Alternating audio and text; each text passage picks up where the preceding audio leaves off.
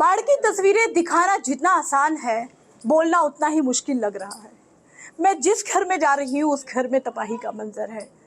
कहीं बर्तन बह गए हैं, बिस्तरा बह गया है, सारा कुछ बह गया है, कुछ भी बचा नहीं है। लोगों का कहना है कि अब आस पड़ोस वालों के घरों से हम रोटी मांग कर ला रहे हैं।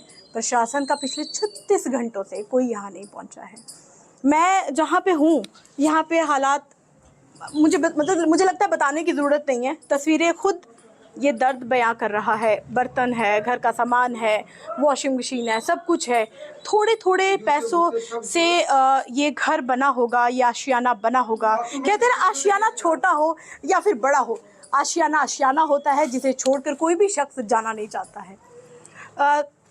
भाई साहब, मैं क्या ही पूछूं, मुझे तो यही समझ नहीं आ रहा। इतनी तबाही आपने देखी है। दीदी, मैंने तो ये फर्स्ट टाइम ही देखा है ना। मैंने कभी सोचा था कि हमारे ऐसा कभी होगा। मेरी भी 41 साल उम्र होने लगी है। मैंने पूरी उम्र में दीदी कभी ऐसा नहीं देखा। 2014 में जब फ्लड आया था, इतना नहीं आया था।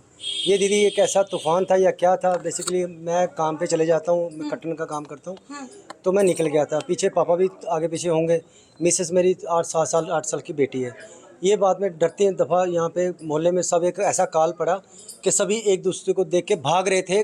सामान की किसी को फिक्र नहीं थी। और वो समय ऐसा था कि आपको अपनी जान बचानी थी। और यहाँ पर जब यहाँ तक पानी आ गया, अपने बच्चों को बचाया, अपने बच्चों को सरों पे उठाया। कोई बैग कपड़े नहीं, बस जो तन पे कपड़े लगे थे वही पहने और यहाँ से बाहर निकल गए।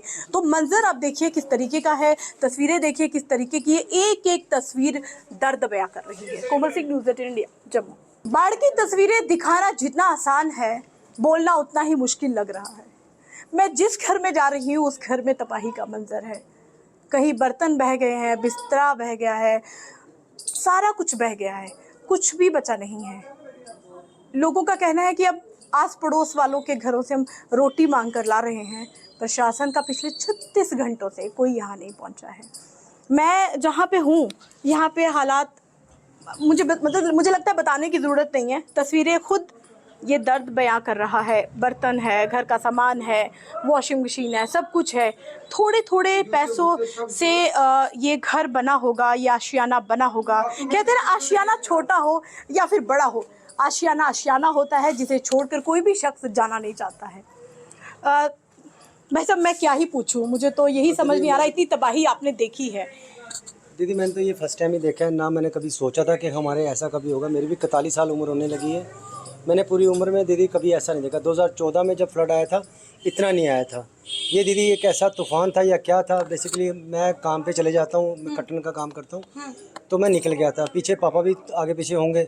मिसेस मेरी 8 साल की बेटी है। ये बात में डरते दफ़ा यहाँ पे मोहल्ले में सब एक ऐसा काल पड़ा कि सभी एक दूसरे को देख के भाग रहे थे। सामान की किसी को फिक्र नहीं थी। और वो समय ऐसा था कि आपको अपनी जान बचानी थी। और यहाँ पर जब यहाँ तक पानी आ गया, अपने बच्चों को बचाया, अपने बच्चों को सरों पे उठाया। कोई बैग कपड़े नहीं, बस जो तन पे कपड़े लगे थे वही पहने और यहाँ से बाहर निकल गए। तो मंजर आप देखिए किस तरीके का है, तस्वीरें देखिए किस तरीके की है। एक एक तस्वीर दर्द बयां कर रही है। Komal Singh, news 18 India, Jammu.